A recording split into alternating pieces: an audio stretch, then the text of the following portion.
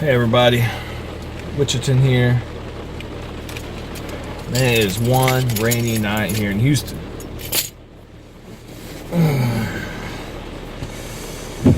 And as soon as I got here, one of the first things within like the hour, we had to tow an aircraft.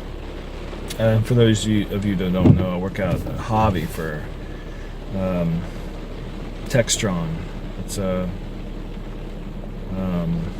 service center here. We work on Hawkers, Cessnas, Beechcraft, and I don't like that camera there. I'm gonna move it.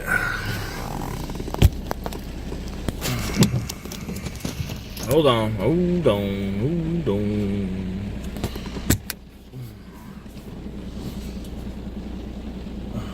Is that better? Oh, yes? Okay.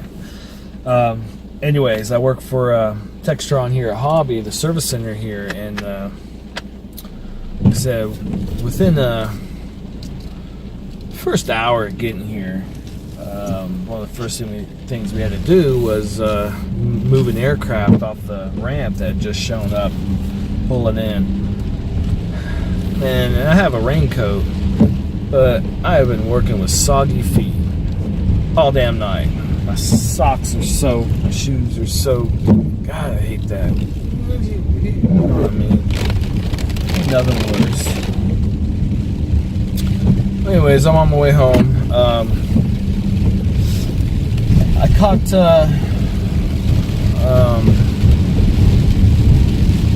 Kevin on Kevin's Corner, YouTube channel I like to follow.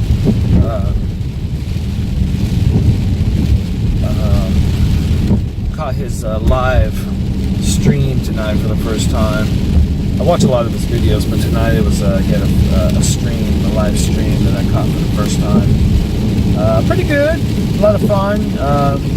Had some callers in, some pretty passionate callers. But I like him. But what I really wanted to talk to you guys tonight about was the hashtag walkaway. Hashtag walkaway.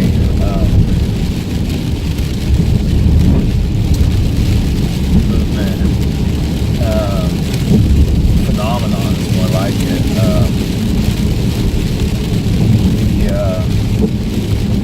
It's amazing to see all these people, young people even, who are waking up and knowing that something just ain't sitting right with them, and so they start digging into it, and they start formulating their own opinions, their own ideas. Anyways, all these young people in general, but especially the young people that have, and the common theme I'm hearing is how they've been lied to, and growing up, a lot of the black community, they said that, they never actually even chose a Democrat. It was just chosen, they felt like that it was chosen for them. And they started doing their research and doing some of their own studying and come up with their own ideas and their own philosophies, and realizing that the Democratic views and positions are not really in line with the way they view the world. And I feel like, and my walkaway happened a long time ago. Because I grew up Democratic household. The Republicans were for the rich and the Democrats were for the poor. The problem is, the Democrats were for the poor, all right. They wanted to keep you poor. They wanted to keep you dependent on social services, keep you in line. Anyways, and I think, like I said, these young people who are waking up, I think that is a direct result of how radical or far left, I shouldn't use the word radical because radical, we need to be careful because radical isn't a bad word. The the actions are what makes it bad. Jesus was radical, so it's the actions, the extreme actions that make it good or decide whether it's good or bad, not the word radical. So we need to just watch that.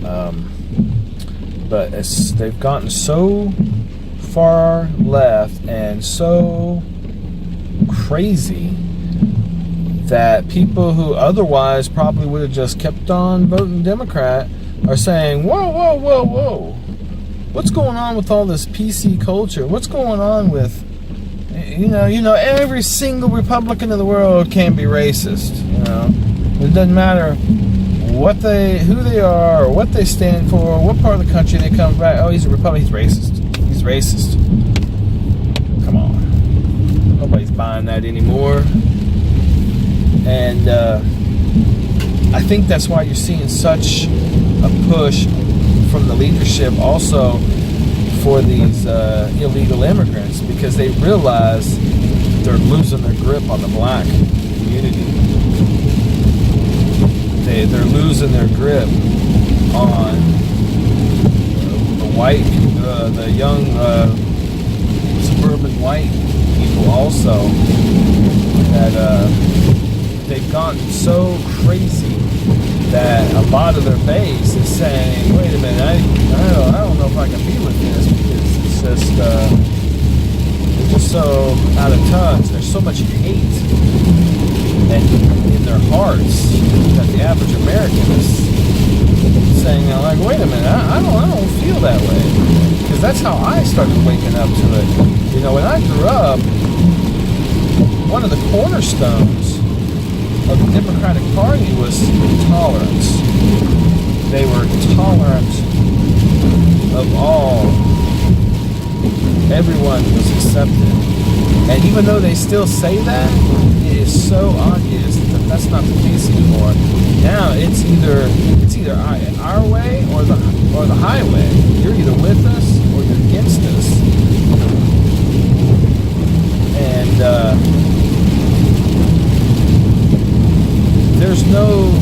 they don't even want to hear your side of the argument. They will shut you down. They will shut you down right away, and they will turn on you and call you racist. They will call you a bigot, xenophobe, homophobe, everything phobe.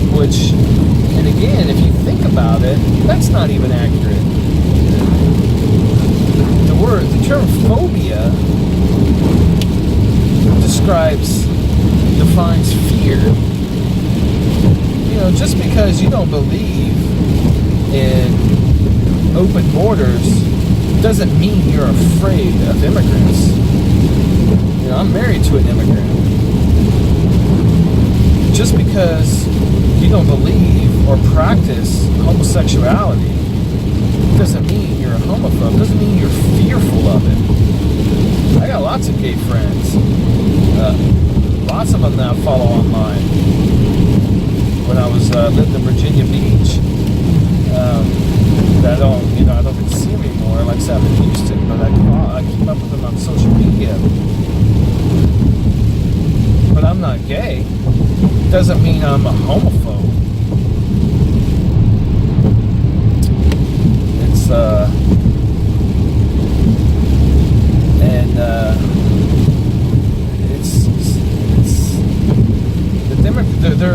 And I think that one of the reasons why I think this is a great thing, not because I'm pro-Republican, but because they need to be checked. The party, and all politicians, they need to be. I'm not going to just follow you blindly into the abyss, and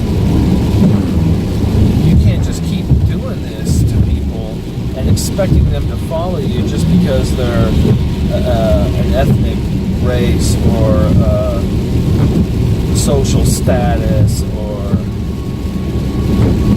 you just can't treat people this way. You can't keep shutting people down, taking away freedom of speech just because you don't like what they're saying. If you don't like what they're saying, move along, or counter it with an intelligent argument.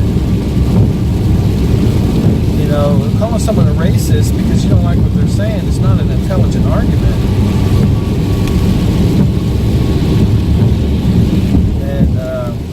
And the thing with Trump, people keep saying they don't want to talk to him because he's a racist. He ain't doing nothing for the black community. How much? I mean, where's Colin Kaepernick? Where's the Black Caucus? They won't even meet with the man, and he says, "Come meet with me. Tell me give me the ideas that you want to see implement. Help me formulate plans. Help me coordinate and implement the ideas that you see." Oh, there's my wife. Hold on. All right, I'm back. There's a phone call. So, like I said, they won't even meet with the man to help implement the policies that they see fit, not what Trump sees fit. He's saying, come help me formulate ideas and plans and projects that you see fit that would better the black community. You don't hear nothing from them. Ain't no one coming. The only people that are showing up are like Turning Point USA, Candace Owens, and then what do people like Al Sharpton and Don Lemon, and Trump says, come help me make changes to better the black community. They show up, and all they want to do is belittle them and write them off as, this is how it happened when black people don't read. And come on, man. They're trying to make life better. I mean, you got a good life, Don Lemon, sitting up there. You can just criticize the president. But as soon as someone else who doesn't have, or I don't know, maybe they do, maybe they don't. But they're out there trying to make things better for the people who don't have it as good as you, and you're going to go and criticize them for it? You're fake. You're fake. Al Sharpton, fake. I'll probably be called a racist for saying that. I already had someone in my family accuse me of being racist because I told them that we were having a discussion about all this, and I told him he needed to stop drinking the Kool-Aid. And he said I was racist for making that reference, or saying that, because that was a reference to poor black people who couldn't afford much but they drank Kool-Aid, which is so ignorant. I mean, the man's older than me. He lived through the 70s. It was 78 or 79 that cult, they all drank the Kool-Aid, 900 of them or something, after that senator or congressman got killed. I think it might have been a senator. But whatever. He knows damn good and well that's not, I mean, who makes up these rules that all of a sudden he gets to decide that any reference to Kool-Aid is a derogatory, racist remark against black people? When did that? Who decided that? I mean, poor white people, we drank Kool-Aid too. So it's just, that's what the left does when they can't win an argument. They try to shut you down any way they can, because they know your argument. If somebody of sound mind hears your argument, you're going to win them over because your argument's real and you've got facts. And I ain't got nothing. I ain't got nothing but criticism and hate speech. I gotta kick you down. I gotta belittle you. I gotta marginalize you because you're stepping out of line and you're taking away power from them. That's what you're doing. So I am so impressed with all these young people that have stood up. And like I said, I'm not saying you have to go and change to be a Republican. What I think you just, my advice is just to be an independent and do your homework. If this person he's going to do it, says he's going to do something you like, vote for them. But follow them, keep up on it. If they lie and aren't doing, if you come to find out they just said a bunch of stuff to get elected, then you know what? Remember that when they come up for re-election, or better yet, get involved, run for office yourself. You know, get out there, and I wish I was wise enough then, but you know, it's. I feel like the torch should go to the younger. You know, I'm 37. I'm not that old, but it's their world now. Get out there. You know, if you don't like what's going on,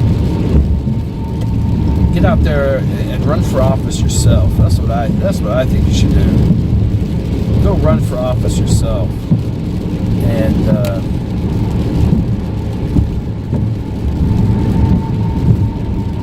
I'd listen to you, and I'm going to support you, because this old leadership on really pretty much both parties, they've gotten so comfortable with just having your vote by default, and you know, which is chaotic, which is just chaos. Which, you know, that's what Trump. So many people support Trump because they're feeling the same way he felt. He got fed up with it. And if you go back and do your research, he's been saying the same thing since the 80s, since he was up on Oprah saying, you know what, I don't really want to run for president, but if things get to the point where I can't take it anymore, I'm going to run for president. He said, I ain't going to rule it out, but man, he's been saying things that the way we've been treated by China and all these other countries. He's tired of it. He got tired of it, and so did we. And that's why he's got so much support. And he's in there kicking down walls that both Democrats and Republicans have been building all. That's why they don't like him too, the Republicans. That's why there's so much resistance against him, because yeah, you may be against the Democratic Party, but man, you're starting to kick down the walls I built too. But you know what? Those walls suck too. Those rules suck too. You know, those norms suck too.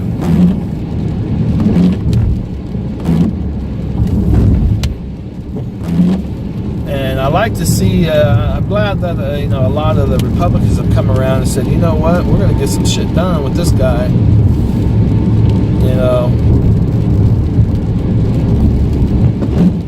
Mitch McConnell, you know, in the beginning, he tried to put up a little bit of a fight, but I think he's seeing which way the wind's blowing, and he's seeing that, you know, Americans want shit to get done. And, you know, remember he said, you know, the president's going to have to get used to, this is how we're slow, government's slow. And, you know, no, the people didn't like that. But that's all I got to say. You know, I walked away a long time ago. But I'm very impressed and proud of this younger generation that's stepping up. And like I said, if you can't figure out who to vote for, maybe the answer is running for office yourself. You know, the world is yours. The country is yours. Whether you're a Democrat or a Republican, or, you know, if you can't figure it out, but you're just tired of all the BS, maybe you should run for it. Instead of walking away, walk up to Congress. Sorry, I'm pulling into my gate. Try to walk into Congress yourself. Get out there and hit the streets, because ain't nobody gonna give it to you if you decide to run. Ain't nobody gonna give it to you. You're gonna have to. It ain't gonna be easy. I ain't gonna say that. Or maybe it will be easy. I don't know. What do I know? But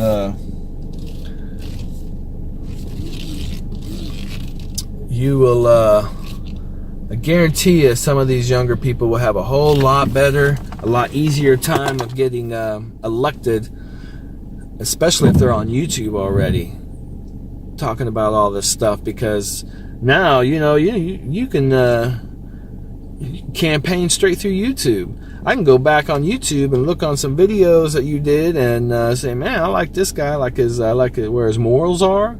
I like where his mind's at. I like some of his ideas that he's throwing out there, and go from there. You don't need no super PAC. You don't need. You get out there on YouTube and you get out there and start hitting the streets. You'll find that. I think you'll find that you'll gather more support than you think you could. And I encourage all you young Hispanics, whites, blacks, Asians that I'm seeing on this walkaway movement. I encourage all of you to seriously think about running for yourself. Run for your local districts, and forget the mayor, forget all that. Go straight to the top. Go get into Congress. Start with Congress. Get up into just get in there. Jump in both feet. Be bold and go for it. That's all I gotta say. You've been listening to the Wichitan. I'm on YouTube. Pretty much the only place. I do have Twitter and Instagram and all that, at Facebook, but I don't really do all that. I like YouTube. This is where I'm at. This is where I'm comfortable. This is where I'm gonna start. I'm starting to focus my efforts. But again, shout out to Kevin at Kevin's Corner. Awesome live feed today. I really enjoyed it. It was my first time. I will be tuning in again, and I'll always watch your videos. Doing a great job. I like it. Peace, you guys.